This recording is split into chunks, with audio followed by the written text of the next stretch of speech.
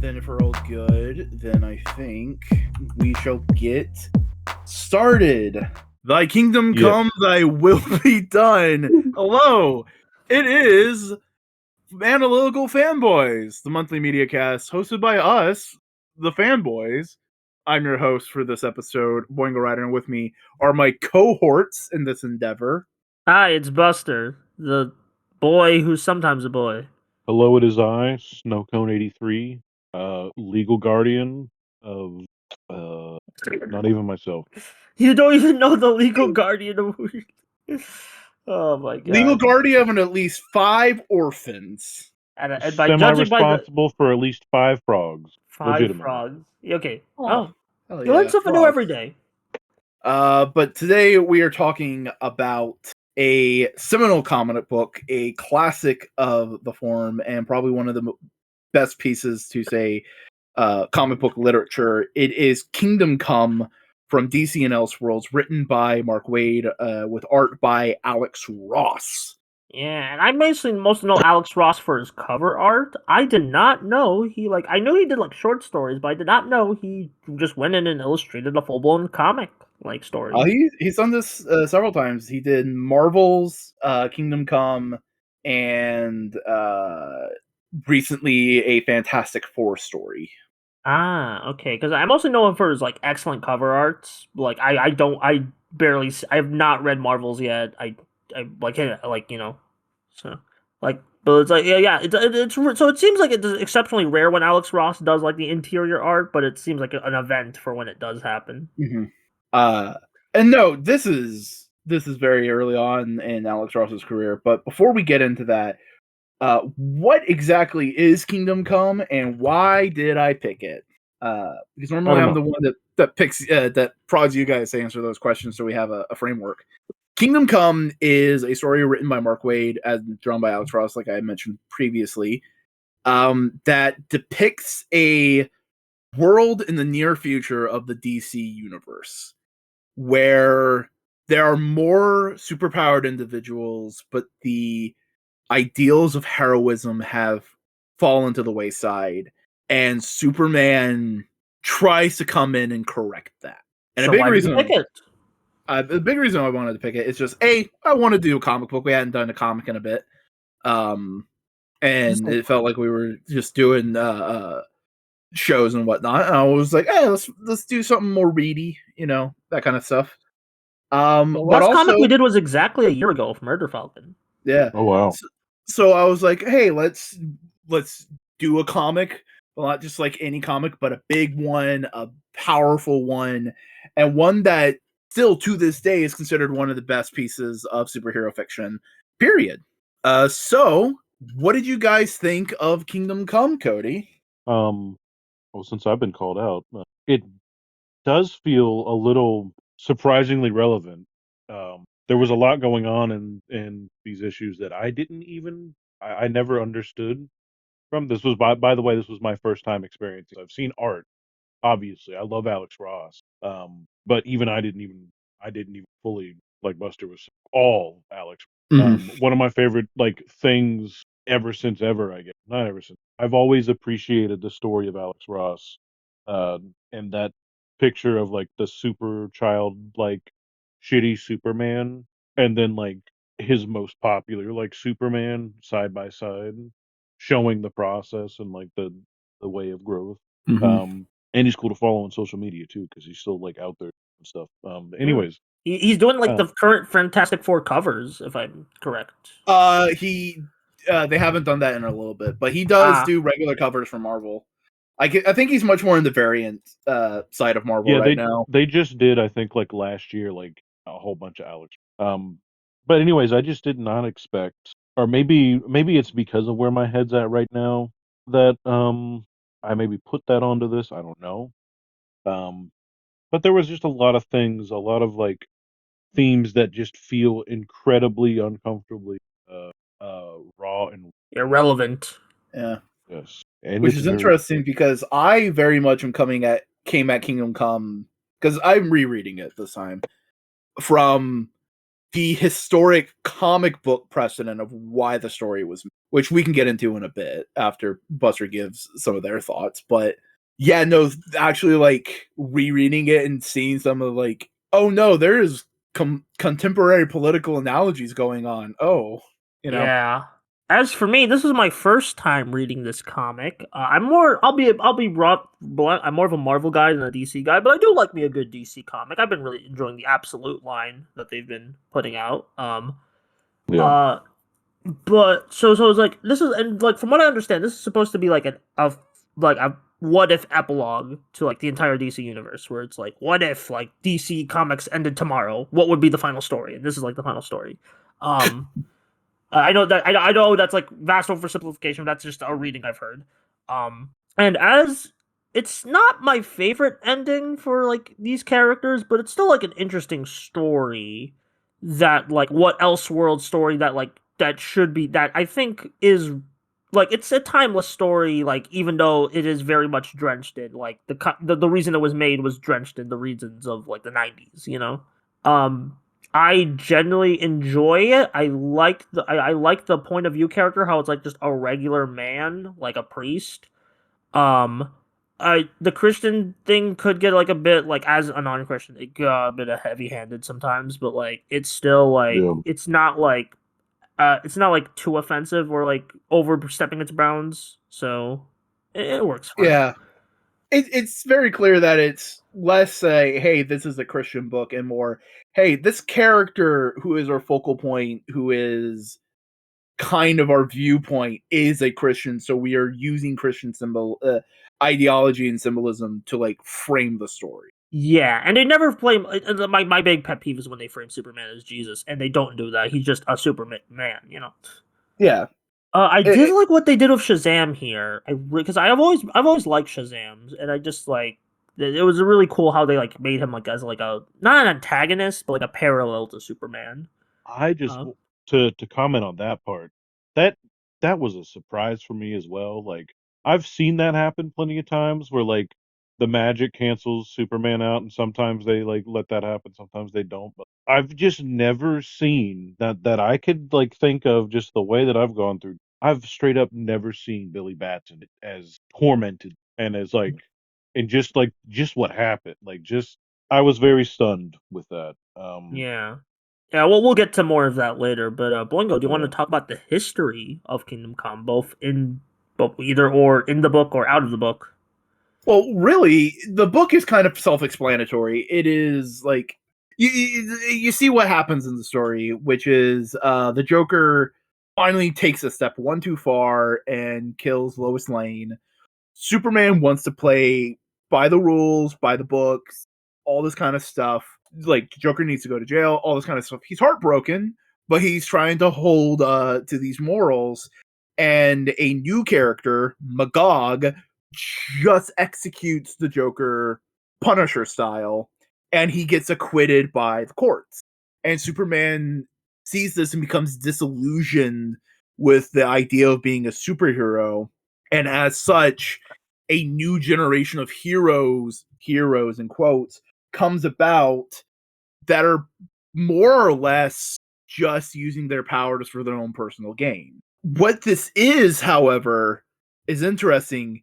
It's Mark Waid making a comment and reflection on the new crop of superheroes coming from Image Comics. Yeah, like that. I know that was like a big reason of why the book was made. Like the '90s, just Image heroes who like blood, guts, muscles. Um, and I've always kind of been a bit mixed on it, mainly because as a fan of modern Image, I do feel like they've grown out of that, and also just that's like I feel like a lot of those stories like have their fans, and like that could be a fast oversimplification of that kind of like of what they meant to like at the time, but like I do get it like in a sense, especially like a lot of the poorly aged books. Um, Well, I think the better comparison is less that those books are bad and more those books should be over there. We shouldn't change what Superman and DC? Batman to fit that mold, because that mold is it's of a time. It's not timeless. that being a good person will always be a timeless endeavor. Yeah, I get, yeah, where it's like we shouldn't like, yeah, they can still exist, but like we should still like be on our path of like justice and stuff. And yeah, we like the like I don't know. The book has a lot of ideological debates, which I do enjoy. I really do like the first scene where like Bruce and Superman like come face to face after years, and they just like in issue 2 where they just like that's I thought that was really good. And Just their speaking of whole debate. Bruce, before we started the podcast the He other looks day, like Cody. Bruce Campbell. Oh, he does look like Bruce Campbell. But you were talking about like you had some thoughts about Batman that you didn't even realize before going into the book, Cody. Yeah, I just was not expecting the absolute police state with the drones that he had created. And God, did I not love? I did love, absolutely loved the back and forth between Superman and Batman talking about like when he criticizes him directly about that. I don't know. It was just like shocking to it. It was a joy for me to go through these page by page just to like see what actually was going on then and like trying to like oh god I'm so like pulled right into it. Yeah, and the I artwork don't does know. make it like the artwork and story combination does like make it feel like a grand epic of like like just the painterly like impressive artwork and just like the story of like oh you got so many heroes all over the place, you got like big ideological debates. It does make it feel important. Like this is Yeah. an important book that looks the part. I'll say this just because Cody could probably like corroborate my initial thought of this is because of Alex Ross' rendering style, it feels very like Renaissance iconography. You know what I mean? Like it's when a Renaissance painter would have paint Jesus and Mary and the saints and everything, and they feel super important. It has that vibe, that feel because of the rendering going Yeah, on. he does an incredible job, especially with some of the faces and specifically as Superman.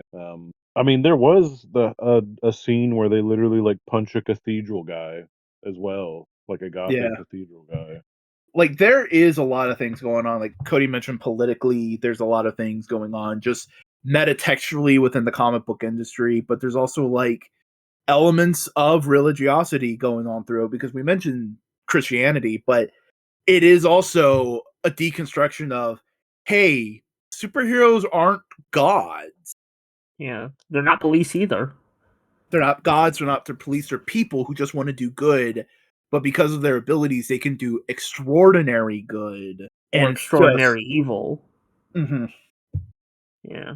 And like, and sorry, I'm just collecting my thoughts. Yeah, no, collect them, It- collect them. yeah, let me collect them. I do kind of like appreciate how it like just from a structural standpoint, it's basically an event comic, like where it's like you got the heroes fighting, got all these big like there's so much moving parts, but it's like an event comic about the baggage of an event comic. You feel? Yeah, Like Elseworlds is supposed to be, but like this one just like out of all the Elseworld stories I've read, like Dark Knight Returns or whatever this is feels like the most like this could be a crisis if you like tweak some things. I think having is it the Spectre that yeah, entity Spectre. having him um and the soul walk hand in hand this whole time. I think having that specific perspective, not to focus on the religious part of it, but like seeing him interact with a human in the way that he does, Mhm. just having that like outside perspective, but then being able to like quite literally like step right into it and see what's going on. I don't know. I greatly Yeah, appreciated it. Norman McKay is the guy's name, not Spectre, but like the other guy's name, and Yeah. like, and Yeah, the apparently it was priest. based on like Mark Waid's dad, if I'm correct. Like at least like partially. Well, I Like mean, there's a lot of like, it's not necessarily a major theme, but there is a theme of parental intent because it's like the last generations abandoned the current generation of heroes, left them to their own wiles, and did not teach them or impart any lessons. And by the time they go like, hey, maybe we should try and impart lessons, it's too late, and all these adults are just rolling their eyes at a giant hologram of Superman saying you should help old women across the street. Yeah. There's that level of like naivety of parental guidance and all that kind of stuff, because McKay might be based off of Mark Waid's father. Superman is based off of Alex Frost's dad because he was a model for several of the poses. Oh, I did not know that. That. Ooh. Yeah. Yeah. So yeah, there's probably like a fatherhood at very least, like like a small I say thread of more fatherhood. parental because you also have Wonder Woman Yeah. there imparting like a motherly thing, but also being like how many mothers are strict when it comes to rules. You know what I'm saying? Yeah. And ready to kill somebody. Oh, Yeah, I'm not 100% sure on like how I feel about this Wonder Woman, especially like I mean, granted, this is an Elseworld, so it's not like, but like just the relationship of Superman she has is like, I don't know, feel about that. this is this kind of relationship between Wonder Woman and Superman. Like this is when it's okay, in my opinion. Yeah, Where they're older, like Lois has passed away, kind of thing, where it's not necessarily they are young and in love, but they are older and seeking comfort in the arms of another. yeah, where it's like they've both been through a lot, and yeah, I that does work better. Like again, it's Elseworld, so you know, I'm not as strict on like. I don't even that rules for superheroes are kind of like a dumb thing when you get down to, and I mean not rule. Okay, no, that's a bad Yes. thing to say, especially when discussing this book. The superheroes should have rules. It's just that like stricter, like I don't know, if for storytelling, they in order. Editorial mandates Guidelines. are kind of stupid. Yeah, that. Like when you see the rare, I don't know what it's called, the animation sheet of like rules to like always draw like the M and the G on like home and stuff like that. Like that, a lot of the animated shows have like this like thing of like you have to follow these rules of animation to make it feel like the character. Yeah. I'm more talking about like storytelling and themes, like where it's like you Yeah. don't have like, and not every Batman story has to be a detective story. That kind of vibe, you know. Yeah, and yeah. What else? There is a lot of fun reimagining of a lot of Oh the yeah, the characters. suits. The like, I love the Batman suits in this. Both like the one like Batman himself gets, and his little drones, and even like the Red, not Red Robin. Did they call him It's Red Red Robin? Robin. That's Red It's Robin. Red Okay. Yeah, Robin. it's Red Robin. Okay. First appearance of Red Robin. Okay, yeah. Because I knew that was. I thought that I always associate Red Robin more with the New 52. Yep. Also, I love the Blue Beetle design here. It doesn't show up for very long, but when it does, it's like, oh, that's a good Blue Beetle. Especially because It feels very evocative of like what would come later with the Scarab. exactly, like as a big how It also that whole like introduction of those characters, like Oliver Queen and everybody, it felt a lot more Watchmen than like anything else. The entire yeah, I mean, like the series. entire idea of like from interviews I've read, like in preparation for this episode, there was like a bit of like we want to make a Watchmen for the DC universe of sorts. But it also feels like it's a critique of Watchmen, of like you can't let cynicism blind you to the idea of doing good. Yeah, that very much is like a running theme, because it does, like, even though there is a lot of tragedy in this book, it does ultimately end on a good note. On a hopeful note. Hopeful note, yeah, not good note because a lot of people die, but like Yeah. like there's like a general theme of despite everything, we can still persist and we can still do the good of hero work. Yeah. Like I do appreciate this. Like I don't know what you call like this kind of series of comics. Not Kingdom Come, like more like the deconstruction response series. Is like the vague title where it's like, okay, you got Watchmen, then you got Dark Knight Returns, then you got this. It's like, where it's like they all respond to each other. They all build I'd also off say each other. Marvel's also what's so funny about Truth, Justice, and the American Way also fits in the like there is a long history of American comics referencing what is being a superhero, why is it important, is this realistically a thing that we should be engaging with culturally? Yeah, and like even like stuff like even we've had like more negative responses to like Civil War. Ugh. We've had negative responses. Fundamentally, The Boys is a negative metatextual look at superhero comics. Yeah, yeah, like even like You know, I'm most referring to the comic. The Amazon Prime show is a whole different thing. yeah. But there is just it is part of that grand tradition, and it is interesting just to see what it is and how it talks and tackles it, of just how good people can be led astray by like differences of want and desire. You know what I mean? Yeah. And actually, like taking back on the like tying it back like with the earlier thing I said about this could be a crisis event with a few tweaks.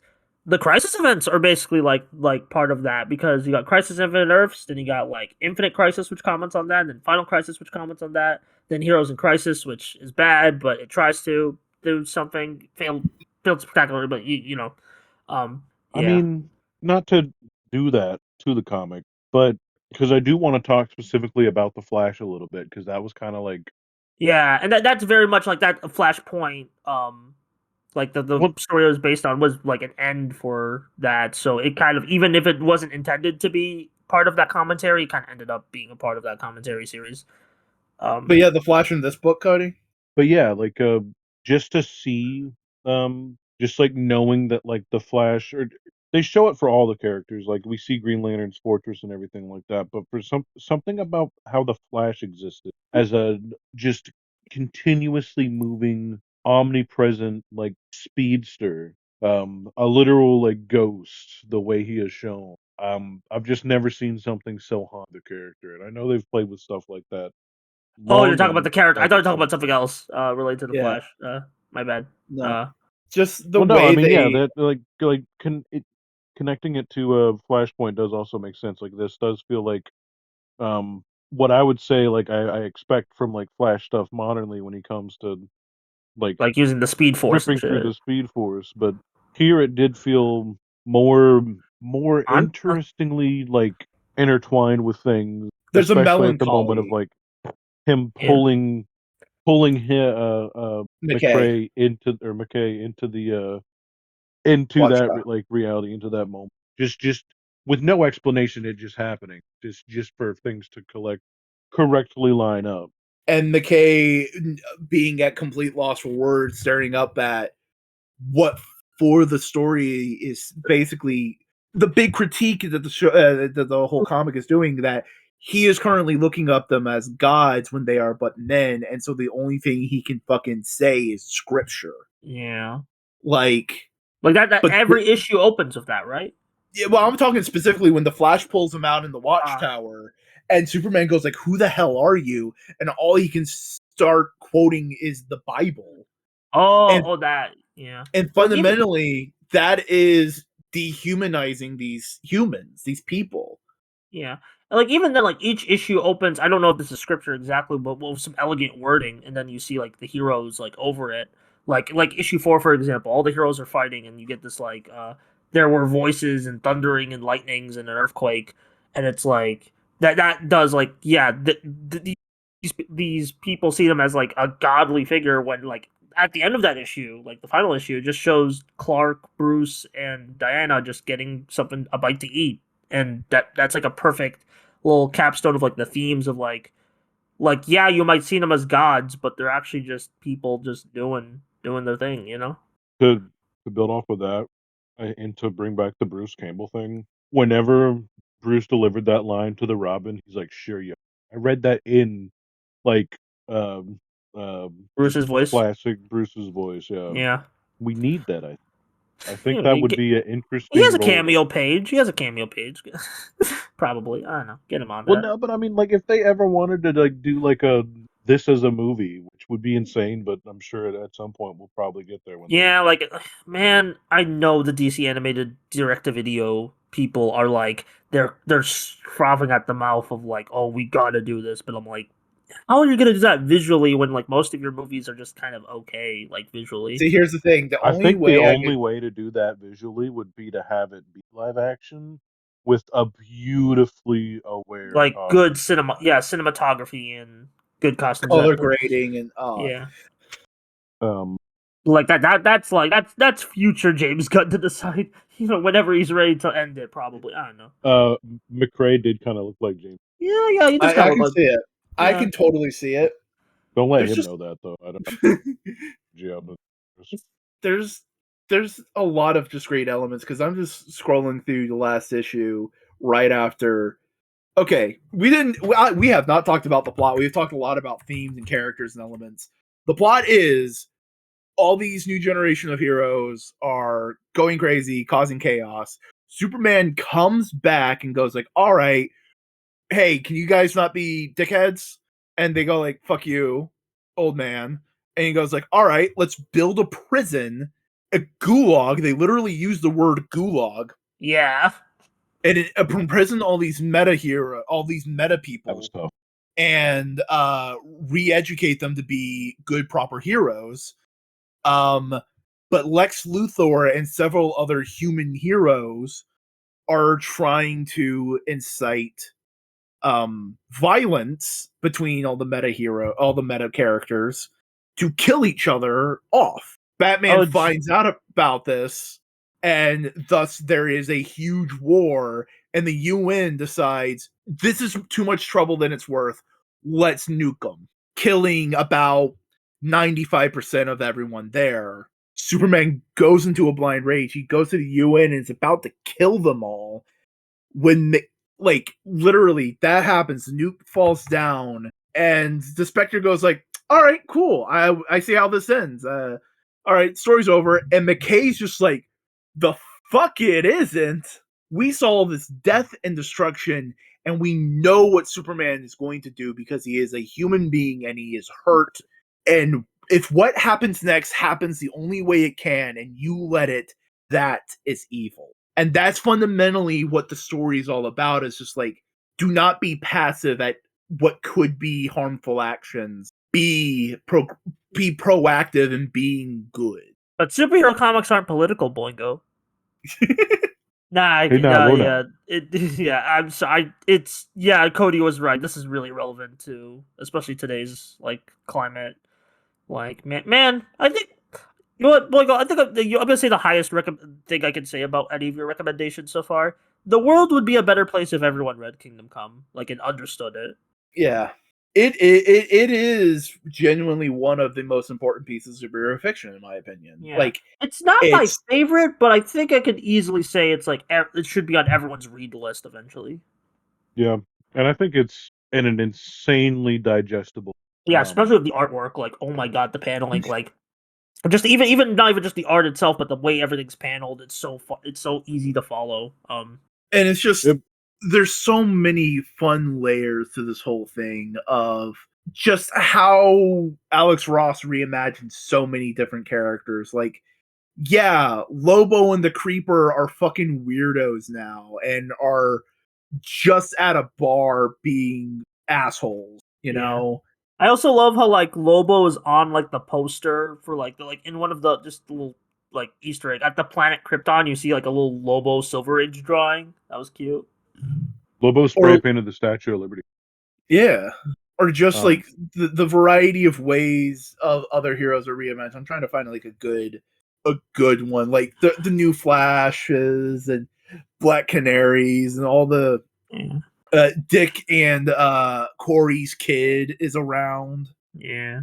Hawkman becoming a full on Yeah, there's a Hawkman. reason. There's a reason a lot of these designs were used for like future DC adaptations, or even in the future of DC Comics. Like they're just great designs and good evolutions of their characters. God, they got some real Like, isn't longevity. like correct me if I'm wrong? Isn't the James Gunn movie using the logo from this, or like James Gunn is using a modified version of the Kingdom Come logo with instead of a black background, a red background. What if he okay? does it? A yellow background, I mean. I could see if like James Gunn wants to leave, he does Kingdom Come. Like if that would be like his final story at DC, but like that's a big if, and the first movie hasn't even come out yet. Let's calm down there. Right. Yeah, but yeah, I am. It's kind of like it is. The story is also special. Like actually, on the point of adaptations, because there is really no adaptation. There's no like not even a direct-to-video film based on There's a this yet. It's McFarlane figure. well, Batman. that's merchandising. I'm not like a story. It's uh, like I'm sure the McFarlane figure is fine. Probably not. But I'm just more talking about this story has not really been done anywhere else but comics, and I kind of want it to stay that way. Just to keep recommending the comic to people, just being and like to show why comics as a medium is so good. Because I do feel like this the paneling, the storytelling is it's everything working at its peak, nearly. So I think the story it tells and the tropes it hit might be worth having it in a even more like animated digestible format just for more people to be able to like have a very passive understanding grasping. A lot of people don't even like consider shit like I don't want to do that, go there. yeah, I don't know. But It's great. It is great, but damn. there's just a lot of fun element, like the whole scene where McKay talks to Dead Man. Oh yeah, I was gonna bring that up and I didn't. I love Dead Man. Anything he's in, I'll get him enough. we want to wrap up or anything else we want to say. I love you. Relating to the comic book. I love the comic. Yeah, it's a good It comic. is good comic. It is important and relevant for superheroics for pretty much since the day it came out. It and this is another reason why I wanted to sorry.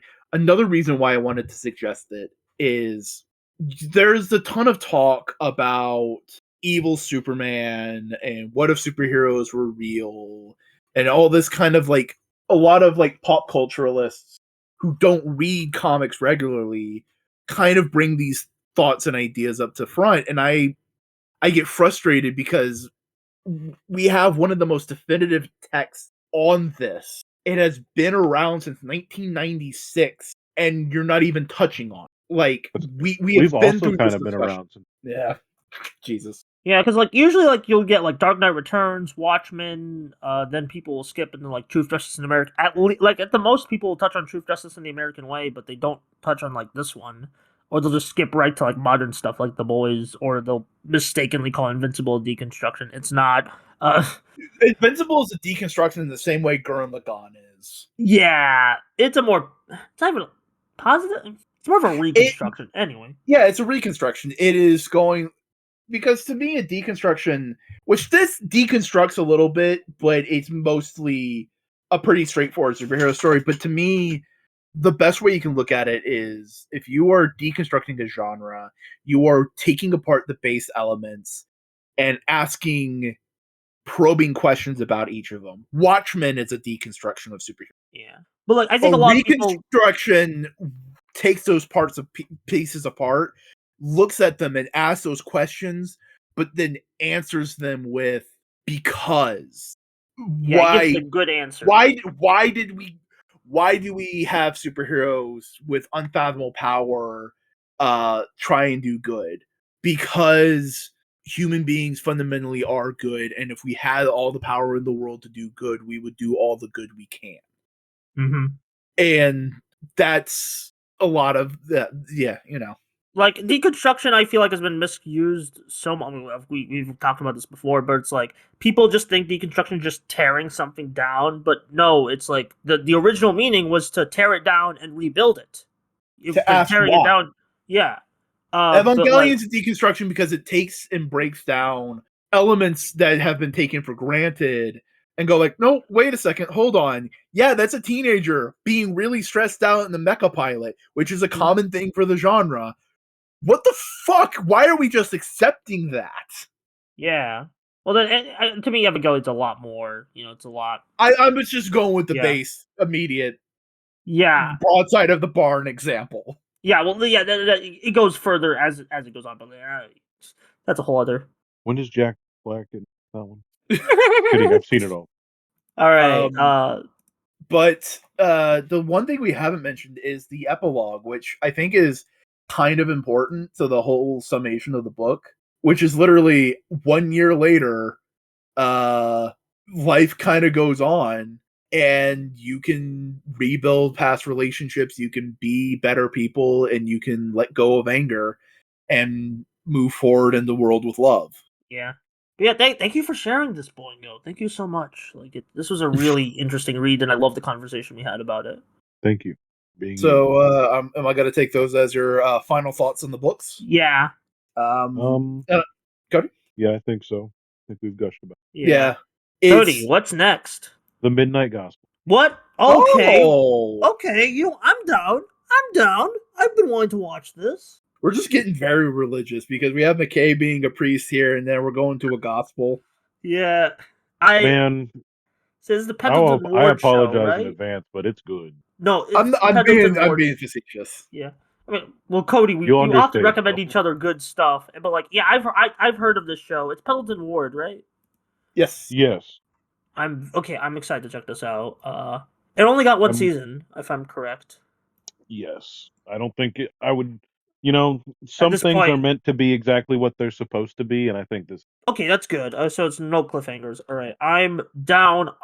So yeah, I guess join us next time for the Midnight Gospel on Modular Media on Modular Analytical Fanboys. Yeah, the Modular Media is the name of the channel.